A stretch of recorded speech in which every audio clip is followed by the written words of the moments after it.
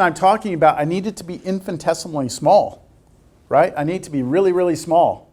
Because if I use the whole tangent vector, what's the length here? 1, right? I want this little infinitesimal vector. And what I can do is find the work on that little infinitesimal and then move along and add up all the works with the integral, which is the same thing we did when we, back in Cal 2, took an area and cut it into little rectangles and added them up. What I'm trying to do is find a bunch of little tiny works. And the works are going to be the force dotted with this little tiny little vector, this displacement vector. So the way we get the displacement vector, anybody have an idea of what we could use for that displacement vector? D? I mean, we can't use capital T by itself because that has a length of 1. But we need it to be in that direction, right? We should probably shrink it down to how small? No, we don't want it to be 1 because, I mean, we want it to be infinitesimal, don't we? Really small? How small? We'll do a limit, and we get this little infinitesimal, little tiny little piece there. What's a little tiny little piece that we've done already? Maybe I'll show you. Maybe I'll show you the formula.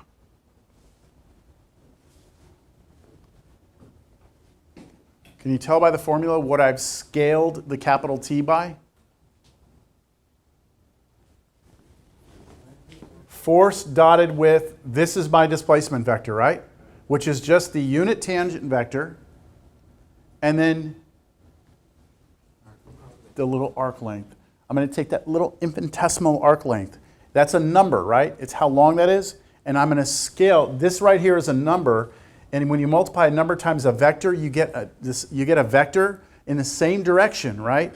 But you've scaled it down to that length. And because that's capital T, it'll be exactly as long as ds is. Does that kind of make sense? Go back up to the picture. I'm trying to move along this curve. I'm trying to calculate the work done by moving along the curve.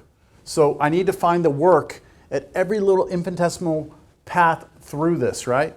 So at any given little point, I have the force vector. I need to dot it with displacement. To get that displacement, I take the unit tangent vector and I scale it back to the length of the ds, the little infinitesimal arc length. And then I dot those two vectors, right? And then I add all that up as I move along the entire curve. And that is going to give you the total work done. That is a line integral over a vector field. That's what it is. Now, when it's force and displacement, then we're talking about total work, right? But it can be other things as well. Just that's where we mostly see it. We mostly see it in physics, engineering type things. So we can see that the work done at each point, okay, the work done at each point is the field dotted with the scaling of the tangent vector to get our displacement vector, right? And therefore, adding them all up, we bring in the integral. What kind of integral? We have double integrals, triple integrals, right? The line integral, because what are we integrating over? A path, right? So over the C, we're going to add up all those things. Okay, that's it. Now, we need to understand that in this notation, right, in this notation, C has some vector function that draws it, right? C draws it. And then, of course, the capital T is the unit tangent vector back from chapter 10, right? And then F is the field that's given to us. All right, you got that formula? We're not going to use that formula. That's where it comes from, though. That's where this whole idea is coming from. I'm really hoping you understand the geometry behind that formula. Yes? Okay, now what we're going to do is we're going to realize that when we were back in chapter 10, that the unit tangent vector is calculated by taking the derivative, right, of the path, r of t, and then dividing it by its own length, right? And now what we need to remember is from the previous part of this section that ds, that square root of all that stuff squared, was actually just the magnitude of the derivative. Yeah? Which means if we rewrite this formula, instead of writing capital T ds, capital T can be written this way, and ds can be written this way, and these cancel. Right? And if you cancel those, you get the formula we're going to work with, which is the field, now there's something I've added in here. The field at R of t, what does that mean? That means you're going to have to plug into the field where you are. Because remember, the vector field like covers the whole space, right? So when we're at a single point, we need to know where we are, and then I can tell you the vector that represents the field there. So you have to be able to plug in the position into there. So this f gets replaced with this. And then, because these cancel, this just becomes r prime of t, and you're going to dot these. This is two vectors, and you're going to dot two vectors. And we remember how to dot two vectors? So you're going to take the field, evaluate it along your curve. You're going to dot that with the derivative of the curve. Dot that out, integrate with respect to t, and we're done. Example? Yeah. And this is where I clarify what I mean by this.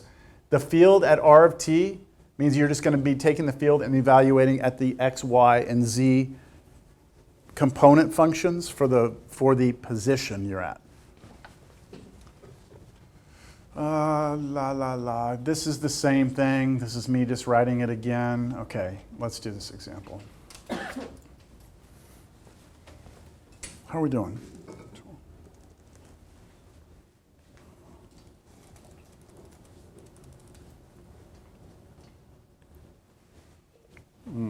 Yeah, this is like tricky. Just the first problem is a little tricky.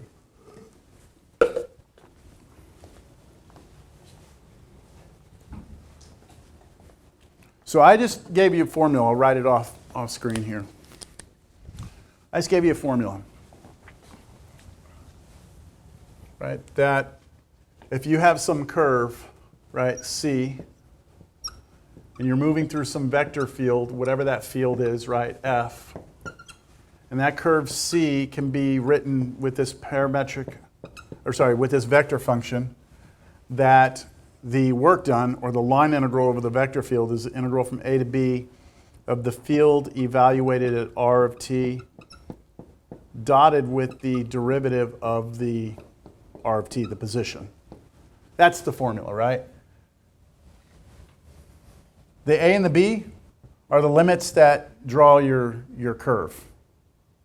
It's your restrictions on t. So that formula I just put on the board, right?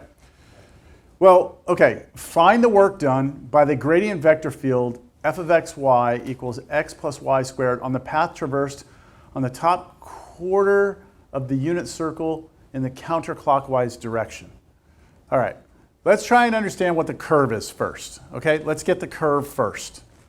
So I have the top half of the unit circle in the first top quarter, so first quadrant. And we're going from here to here, so we want to traverse in that direction. That's our C, right? That's our C.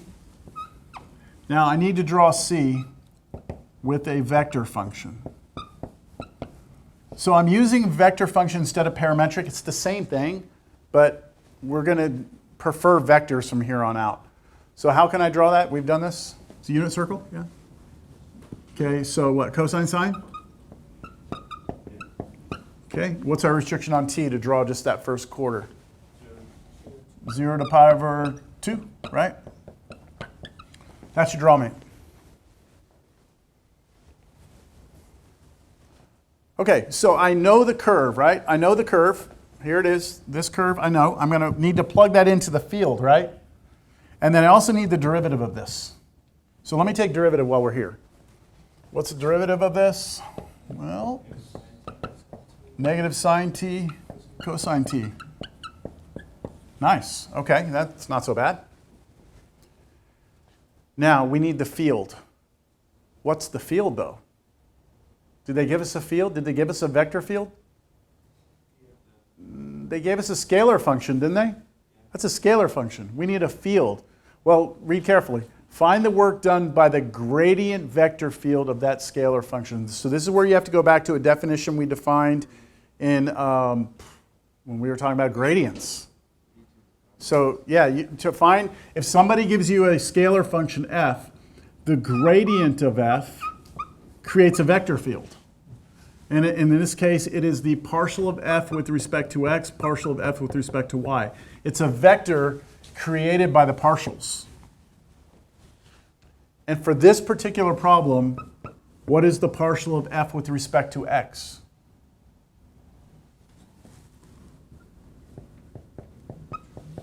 Just 2 times x plus y, right? I'm just using chain rule. 2 comes out, all of that, times the derivative of what's inside with respect to x, which is just 1. And then the other one's the same thing, isn't it? Partial with respect to y, 2 comes out, x plus y, and then derivative of the inside is 1 again. So the x and y components are exactly the same.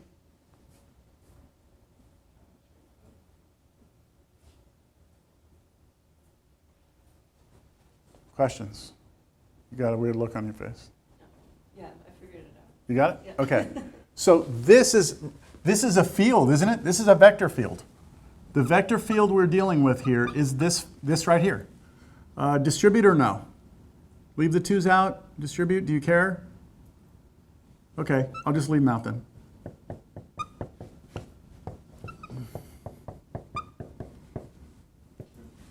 See, we weren't given a vector field right off the bat, were we? We weren't given a vector field, but we're trying to find the work done by the gradient vector field of that scalar function. That step actually didn't even have to be there. Like, I could have just given you that right off the bat. Like, here's the field, here's the curve, find the work done. All right, you ready? I think we got everything we need. So I'm going to use this formula, right? Right here. So the work done, W equals integral 0 to pi over 2, right? Okay, the field evaluated at R of t. So here's my field, right? But I want to evaluate it along the curve, which means I replace all my x's with cosine t, all my y's with sine t from right here. So it'll be the vector 2 and then cosine t plus sine t. Okay, that's the first component. Second component is exactly the same. Cosine t plus sine t. That's a vector, right? That's my field evaluated on that curve.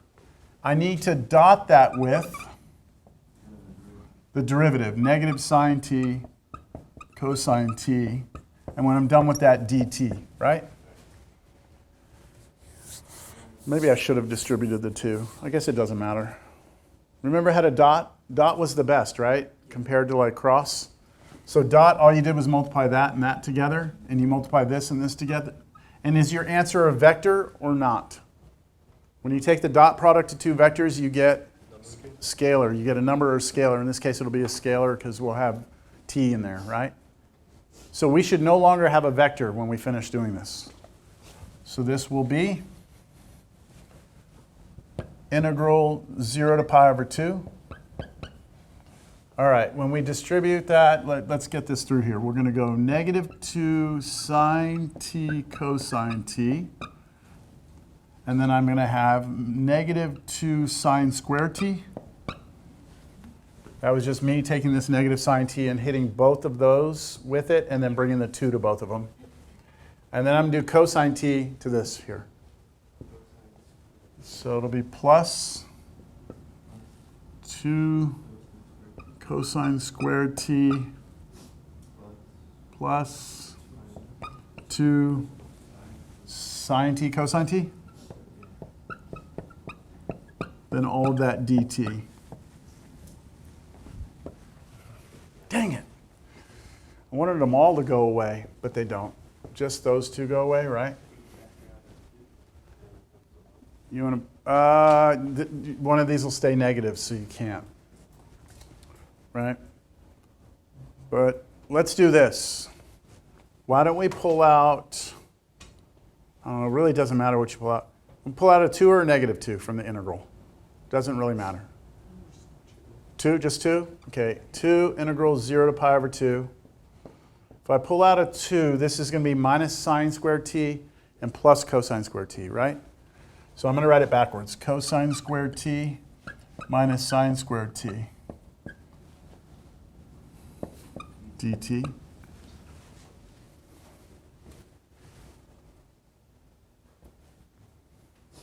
Could you integrate that?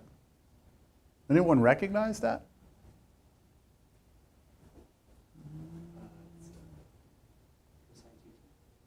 There's, yeah, look at your, who has the formula sheets? Double angle identities? Oh. Well, yeah, you could turn both of those into the 1/2s, but there's an easier one. I want you to see it, though. That way you know what I'm doing here. This one has not come up very often. Actually, this is the first time it's come up in this class I can remember. All right, so where is it? Right, where the hell is it? Right there. There it is. Yep. It's that right there. Oh, Double angle, yeah, it's cosine 2x on your formula sheet. So for us, that turns into cosine 2t. That's a double angle identity, dt. And then can you integrate that? Yeah, let's go ahead and finish this off. I believe all we get here is sine 2t. If I bring in the 2 as well and factor that in. Because what's a derivative of this? What's a derivative of that? Cosine of 2t times 2, isn't that this? yes. So there's your antiderivative. Evaluate from 0 to pi over 2. And if you plug in the 2, you'll get 0 as your answer. You'll get 0 work. And the reason why it's 0 is because the field. It just happens that in this field, sometimes the field is working with you and sometimes against you, depending on where you are on the path. So it just adds up to be a net work of 0. If we were to change and only do, if we only did like from here to here instead, right, there to there, then that would change our answer because then we go 0 to pi over 4 and we'd get a different result, wouldn't we? Okay, just so happens it's 0 here. You all know that, what time is it? Have y'all seen, I think y'all have used this formula before, that cosine squared t is 1/2 1 plus cosine 2t, or 2x, yeah? Y'all have seen that, right? Yes? I was just going to ask, you can get like negative work too, right? You get negative what? You can get negative work? Is it possible to ever get negative work? Oh, yeah. Okay. Yeah, because so your dot product, right? Remember the dot product, when you have a vector and another vector, when you have two vectors, if you take the dot product of two vectors, if the angle is acute, right? If the angle between them is less than 90 degrees, your dot product would be positive. What happens if your angle is 90? Your dot product is 0, right? That's how we check to see if vectors were orthogonal. Okay, and then if your angle between them is greater, if it's obtuse, then your dot product is negative. So imagine that you were moving along a curve and the force was always in the opposite direction of your motion, or like you had an acute angle the whole time you did it, then your work would be negative. And now if you just change direction and move along the curve the other way, in that, the same curve but in the direction with it, then you'd have positive work. Okay. So, yeah. I was showing you, if you remember that's that, right? That's that. And then we remember that sine squared t is 1/2 1 minus cosine 2t, right? Then if you subtract the 2, right? If I take this and subtract this, then let me distribute through. Get 1/2 plus 1/2 cosine 2t minus, I'm subtracting this one, right? I subtract the 1/2 minus 1/2 cosine 2t. Then you can just see if you distribute through, the halves will cancel, and then you'll have 1/2 cosine 2t plus 1/2 cosine 2t, which is cosine 2t. I'm just showing you all these things are all like it works, right? Like no matter how you do it, they all work. All right, good or not on that one? Understand? Vector field, evaluate along the curve. Isn't it great we didn't have to calculate capital T? Because remember capital T was a pain in the ass? You took derivative, then you took its magnitude, and it's just, here we don't have to do all that. Thank goodness.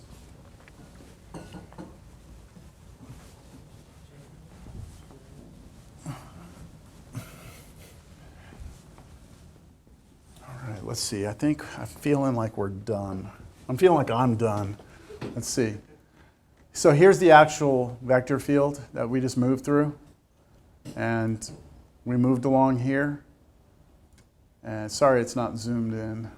Let me get the vector field out of here. Yeah, I can get the vector field out of here. Notice the field and the direction we're moving. So right now, am I getting negative work or positive work? Negative work. It's an obtuse angle between the two, right? Negative work. Negative work, about zero work, right? And then positive work. And so what's happening is, if you add it up along the whole way, we had zero work. Does that help your question? Okay. Oh, shit. Let's let this be our last one. And then we only have a little bit more after this. A couple more examples. Yeah.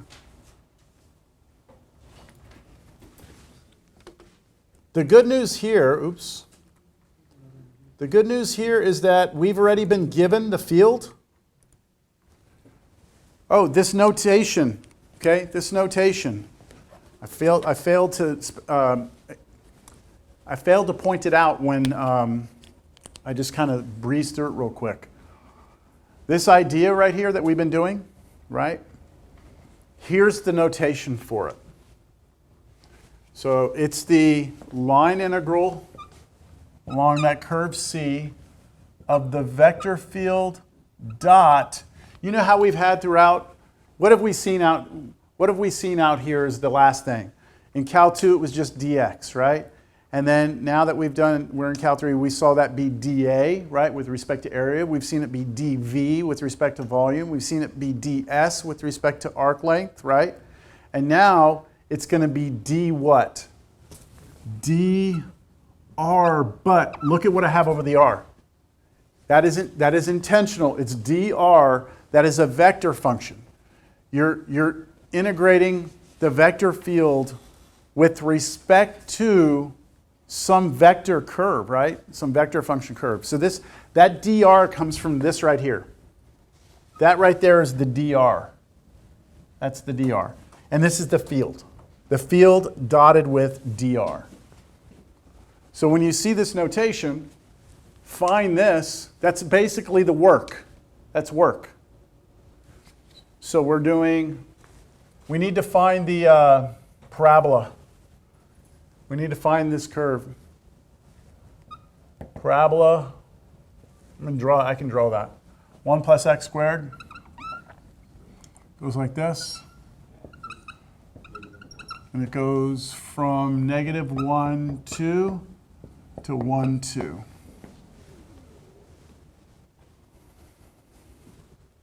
And it's from one to the other.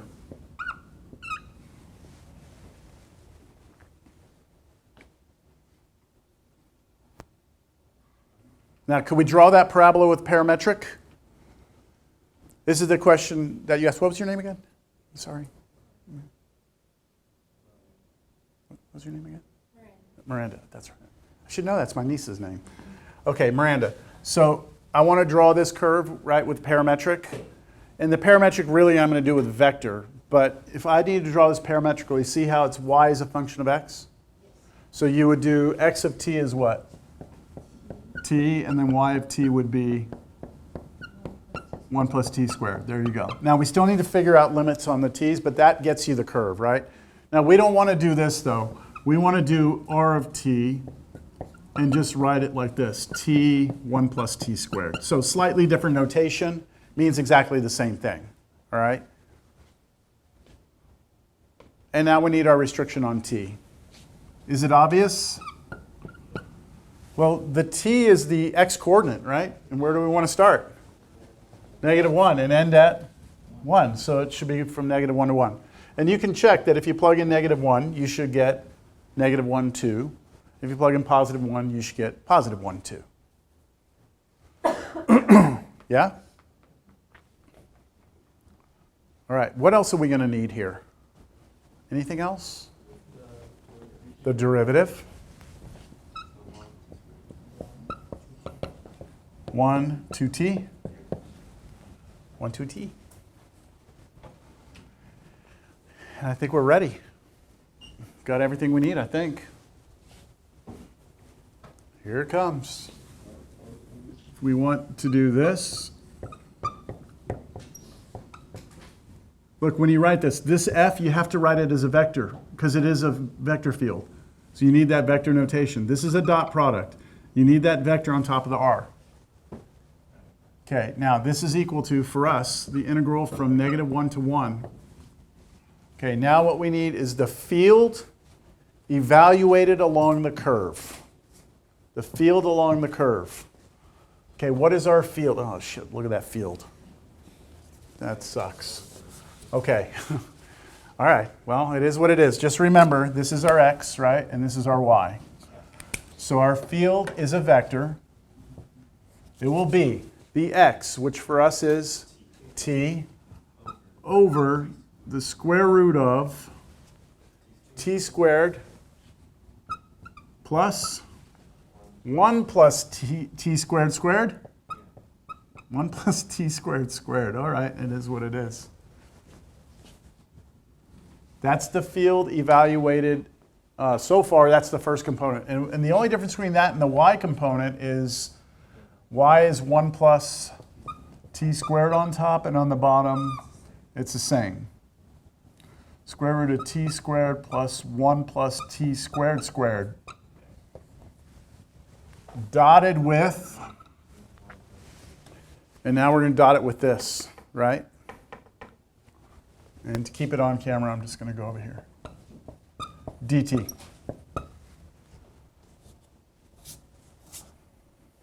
Let's go ahead and dot this. I've got 5 minutes. See if I can finish this off.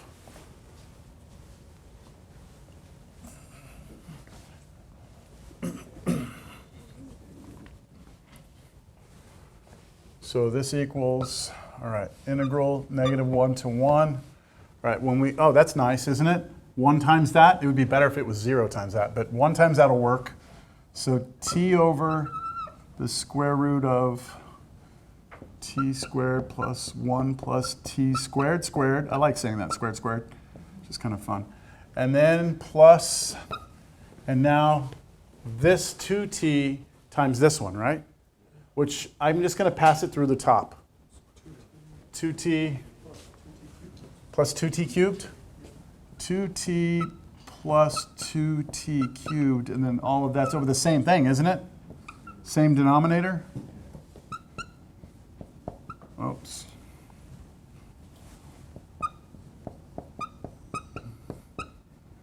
All right, and this is it. This is a scalar function now, right? Because we've taken a dot product. You can put those together. Let me put it together. Integral -1 to 1. 2t cubed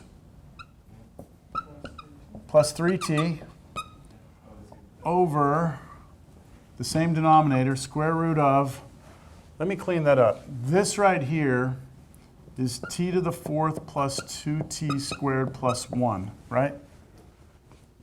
Yeah? And then I put it together with t squared. I just add 1 more t squared there, and I get 3t cubed. I have 3t squared. Whoa. T to the 4th plus 3t squared plus 1 dt. Is it possible that I could do a u substitution here? Are we going to get that lucky? Are we going to get that lucky? Can I erase this? I have this feeling that there's no way we can do this problem without it being that simple. If I do a basic u sub, u is the t to the 4th plus 3t squared plus 1. What's the derivative of that? 4t cubed plus 6t, right? dt? Do we have that upstairs? Multiply both sides by a half. And you get 1/2 du equals 2t cubed plus 3t dt, and that's the numerator. No? Is it not? That one up there. Oh, it's cube. It's not. Wait, but I think I wrote it down wrong. Did I? No. I wrote it down wrong. That's what it is. This should be 2t cubed. My apologies. That. I knew it had to. I was like, well, what the hell are we going to do if that doesn't work? Because there's nothing else we're going to do. Maybe, no, partial fractions wouldn't work. Or not partial fraction, trig sub would be maybe, but, okay, yeah, sorry. That works, yes? Okay. So basic U sub? Let's finish. That's done. We're done. We could even go to a computer for that, right? Even if we couldn't do it, a computer would be able to. And that would be our work, right? If that was a vector field representing like gravitational force or magnetic field, right?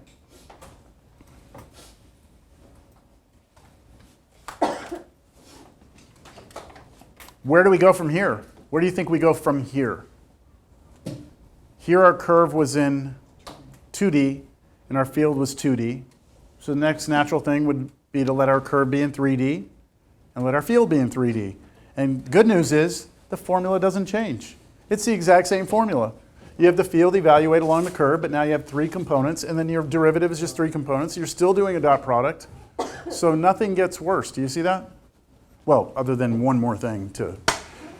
All right, what I would say is that you could try some of this homework out of 3.2. I mean, last time at the end of class I told you just finish off chapter 12. Like now you should get into chapter 13.2 homework. I would just avoid any problems where your field is 3-dimensional, like if you get to any of this. All right, everyone, have a good one. Remember the take-home, did these get passed out? Anyone need theirs? They're over here. I did make a comment at the beginning that these have gotten really nice. A lot of you have really taken some big strides to improve your work, and it's noticeable. So good job. The next one's due on Wednesday, and that'll be number 6, right? Then we have 2 more after that, and I dropped 2.